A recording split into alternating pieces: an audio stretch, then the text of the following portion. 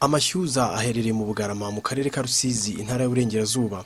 Aya mazi adasanzwe uyarebye ameze nk'icyuzi, ariko umwihariko wayo ni uko ahora birindura nkacaniriye. Agace aherereyemo karatunganyijwe kagirwa nk'ahantu nyaburanga kuko bimaze kugaragara ko akurura abantu benshi baje kuyareba. Ubwo twahageraga ku gicamunsi hari izuba rikaze cyane, ariko twahasanze abageni bari baje kuhifotoreza, abandi barimo kuyogamo nubwo ashyushye, kandi aka gace kakaba hamwe mu hantu hashyuha cyane mu Rwanda. Amashyuza ni ahantu nyaburanga ku buryo umuntu yafatira amafoto y'urwibutso rw'ubukwe bwacu. Niko mbyumva rwose. Ikindi inzi cy'amateka y'amashyuza ni uko mbere Apantekote batarabona Yorodani barubatse, bazaga baza kuhasengera hafi hano gutya, noneho bakaza bakanabatizwa hano ndetse bakabinikamo umuntu.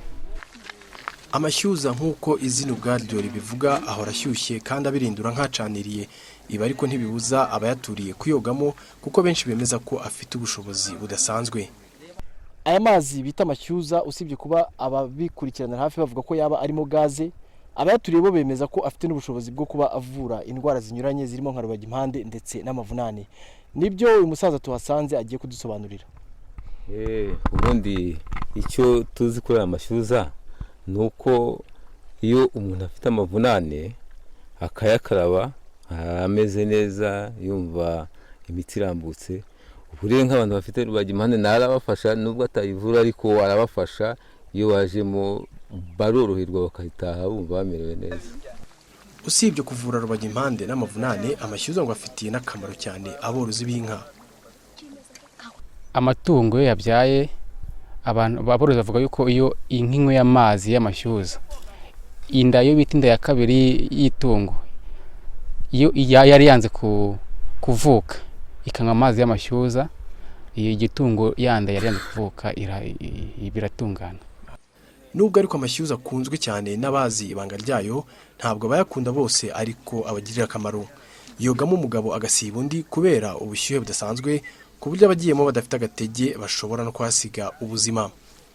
Kugwamo bituruka ku mpamvu aya mazi ubundi asa naho agira nka rukuruzi, ariko ubundi ahanini cyane ubushyuhe bwayo iyo uyarimo ukaba waruha uri ahantu harehare, noneho ukabura nk'umwuka, ntushobora kuyavamo kuko ubwayo asa naho nyine ashyushya umuntu cyane, noneho imbaraga zigacika. Ese hari abamwe bamuziranye baba barayaguyemo?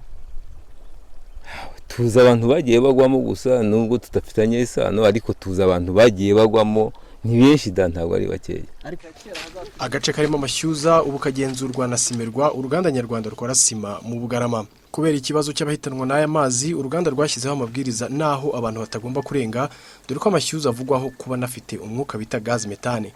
Simerwa rero iranateganya gutangira inyigo yo kuyivomamo kugira ngo itangire ibyazwe umusaruro. Gasana Marcelin, Televiziyo y'u Rwanda.